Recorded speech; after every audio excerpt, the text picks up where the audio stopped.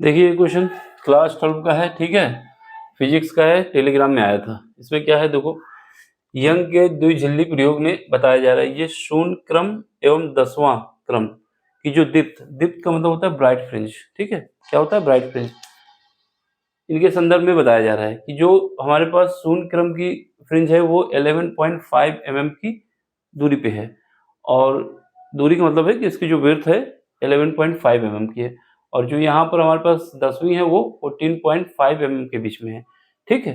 अब आपसे ये कहा जा रहा है कि इसके लिए जो वेवलेंथ यूज की गई थी 6000 एंगस्ट्रॉम की, अब क्या किए हैं, वेवलेंथ को हम चेंज कर दिए हैं, वो 5000 एंगस्ट्रॉम की हो गई है। तो अब आपको ये बताना है कि शून्य क्रम और 10वीं दीप्त फ्रिंज की पोजीशन में क्या चेंज आएगा। देखो सबसे पहले हमें पता होना चाहिए, जो दिया गया है उसको लिख लो, क्या क्या दिया हुआ है। पहली कंडीशन के लिए जो वेवलेंथ दी गई है कितनी है, वेवलेंथ हमारे पास λ1 जो दी गया है 6000 एंगस्ट्रॉम है, ठीक है, 6000 एंगस्ट्रॉम है, ठीक है। इसके बाद क्या है हमारे पास, जो शून्य वाले की पोजीशन क्या है, जो हम पोजीशन हमारे पास है शून्य ब्राइट फ्रिंज के लिए, सॉरी शून्य ब्राइट फ्रिंज के लिए ये है, और जो हमारे पास 10वीं ब्राइट फ्रिंज है उसके लिए ये है, ठीक है। चलो पहले डायग्राम बना लेते हैं। यहाँ पर देखो ये हमारे पास क्या है, देखो यहाँ पर क्या है, यहाँ पर हमारे पास सोर्स है, एक S1 है, एक S2 है, तो ये हमारा क्या है, ये S1 है, ये हमारा S2 है, ठीक है। इनके बीच की डिस्टेंस क्या है, स्मॉल डी होती है, स्मॉल डी ये mm में होती है, याद रखना, ठीक है। यहाँ से जो एक लाइन जाती है ये इसकी सेंट्रल फ्रिंज होती है, क्या होती है, सेंट्रल फ्रिंज, जिसको शून्य फ्रिंज भी कहा जाता है। ये हमारा क्या है, पर्दा है, स्क्रीन है, ठीक है। इनके बीच की डिस्टेंस कितनी है, इनके बीच की डिस्टेंस जो होती है वो कैपिटल डी होती है, ये मीटर में होती है, ये भी याद रखना है। अब यहाँ से बात की जाती है तो पहली वेवलेंथ जो जाती है यहाँ से इसके सेंटर पे पड़ेगी, इसे एक तो ये हो जाएगी, और एक यहाँ से जाएगी, ये बहुत छोटा महीन छेद होता है, ठीक है, दूसरी ये हो जाएगी। ये हमारे पास कौन से क्रम की है, शून्य क्रम की है, शून्य क्रम की है। इसकी जो पोजीशन बताई गई है, पोजीशन कितनी बताई गई है, ये बताया गया है 11.50 mm की पोजीशन पे है, ठीक है। इसके बाद क्या है, इसके बाद यहाँ पर हमारे पास एक ब्राइट बनेगी, एक डिप्थ बनेगी, एक ब्राइट बनेगी, एक डिप्थ बनेगी, लेकिन जो हमारे पास ये अल्टरनेट बनती है ना, एक ब्राइट बनती है, यानी ब्राइट का मतलब दीप्त, और दूसरी क्या, अदीप्त, यानी ब्राइट डार्क, ये सीक्वेंस होता है, समझ रहे। तो हमारे पास क्या है, यहाँ से ऐसे बढ़ते रहेंगे सीक्वेंस में। तो ये हमारे पास जो 10वें नंबर की है, जो 10वें नंबर की है वो क्या है, 10वें नंबर की जो ब्राइट फ्रिंज बनेगी उसकी पोजीशन ये बताई जा रही है, कौन सी है, ये हमारे पास 14.5 mm है, क्या है, 14.5 mm है, समझ गए। ये कौन से नंबर की है, ये हमारे पास XN कह सकते हो, ये हमारे पास 10वें नंबर की है, XN की जगह X10 भी लिख सकते हो, ठीक। और यहाँ पे क्या था, ये हमारे पास X0 था। अब इनके बीच की जो डिस्टेंस हो जाएगी वो क्या हो जाएगी, ये,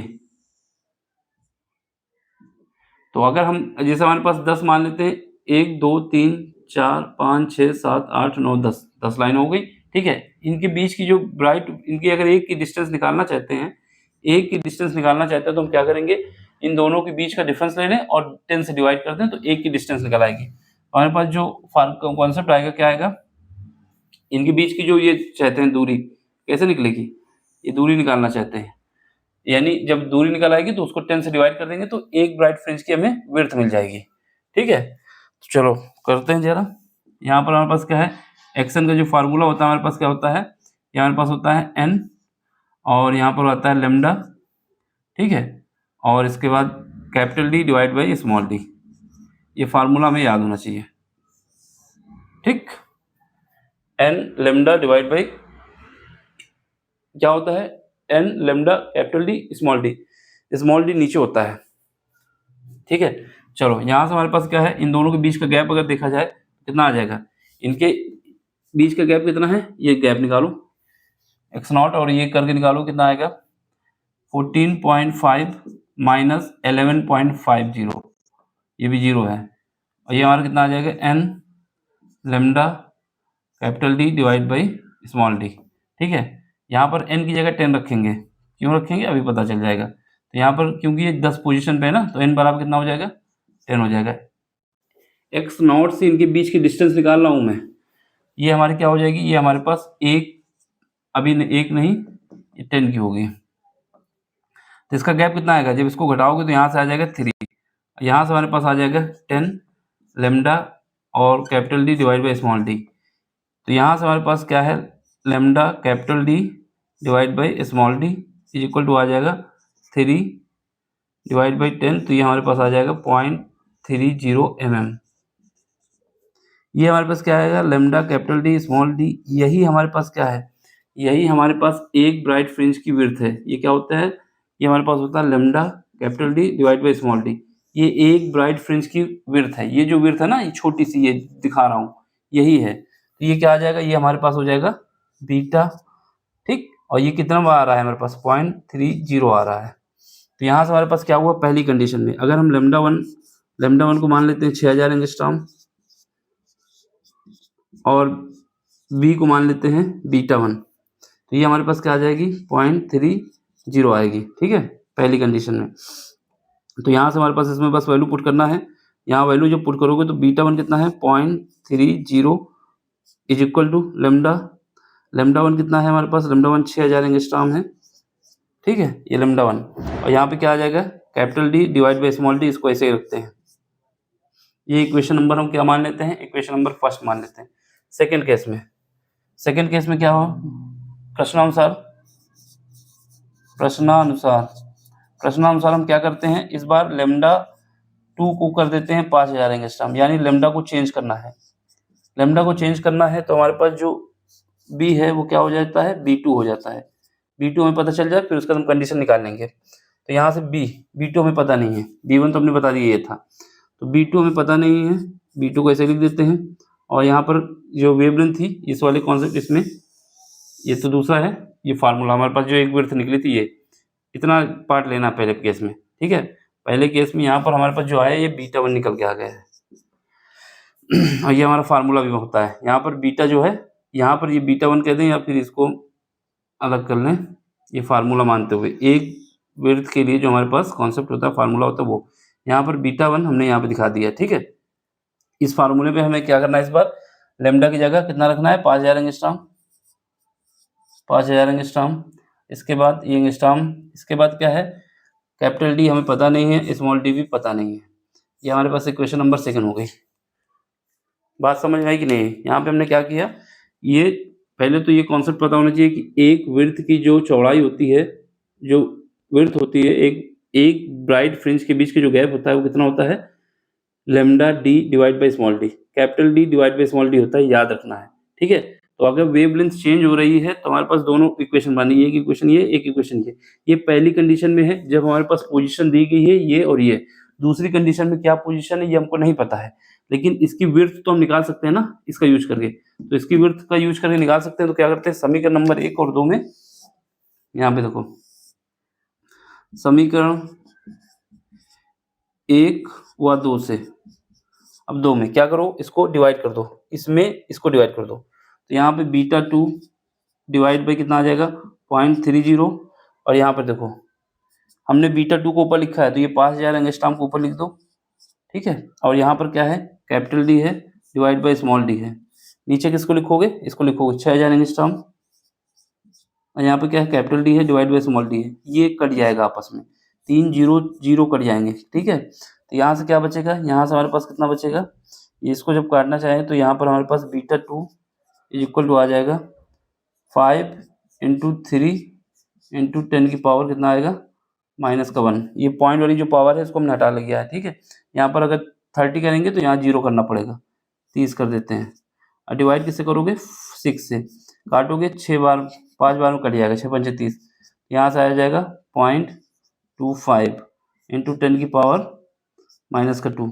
यहाँ से बीटा 2 जो आ गया, जो सेकंड, जब वेवलेंथ हमने चेंज की है तो विड्थ कितनी आ गई है, विड्थ आ गई 0.25 mm, 0.25 mm आ गई है, ठीक है। तो ये जो पोजीशन है हमेशा याद रखना, ये क्या याद रखना है हमको, हमेशा याद रखना है कि वेवलेंथ, अगर ये पर्दा और ये सिल्ट चेंज नहीं होते, समझो बात को, अगर ये दोनों चेंज नहीं होते हैं, यानी यहाँ पर जो सोर्स है और जो इसकी विड्थ है और ये जो वो पर्दा है उसकी डिस्टेंस, अगर ये दोनों कांस्टेंट होते हैं, क्योंकि एक ही पर्दा था ना, अलग तो किया नहीं गया। अगर ये कांस्टेंट रहते हैं, इसी वजह से यहाँ पर हमने चेंज नहीं किया है। जब वेवलेंथ हमने चेंज की है तो इसको चेंज नहीं किया है, क्योंकि इसकी पोजीशन फिक्स है। जब ये पोजीशन फिक्स होती है तो जो जीरो वाली रहेगी वो कभी अपनी पोजीशन छोड़ेगी नहीं, जीरो वाली जहाँ पे थी वहीं पे रहेगी। तो शून्य हमारे पास क्या आ जाएगी, शून्य दीप्त जो आएगी वो शून्य दीप्त जो आएगी 5000 एंगस्ट्रॉम के लिए वो चेंज नहीं होगी। वो कितनी रहेगी, 11 पॉइंट कितना था, 11.5 mm पे ही रहेगी। चेंज क्या होगा, चेंज हमारे पास होगी 10वीं वाली, 10वीं वाली चेंज होगी। और एक में चेंज इतना आ रहा है तो 10 में कितना चेंज आएगा, तो इसकी जो 10वीं वाली आएगी, जैसे इस बार विड्थ इसकी कितनी आई थी, ये हमारे पास अगर बीटा 1 निकालते तो यहाँ पर कितना आता, यहाँ पर बीटा 1 कितना आया था, 0.30 आया था। लेकिन इस बार बीटा 2 कितना आया, कम हो गया है, कम हो गया है। इसका मतलब इसकी जो यहाँ से अगर डिस्टेंस मान लेते हैं, ठीक है, पहले यहाँ से मानते हैं, फिर उसके बाद ये, फिर ये, फिर ये, फिर ये कम जो होके आया ना, ये रेड वाला, ये कितना आया है, ये हमारे पास बीटा 2 आया है। और बीटा 2 बोले या बी बोले, जो भी बोलना अपना, ये हमारे पास कितना आया है, 0.25 आया है, ठीक है।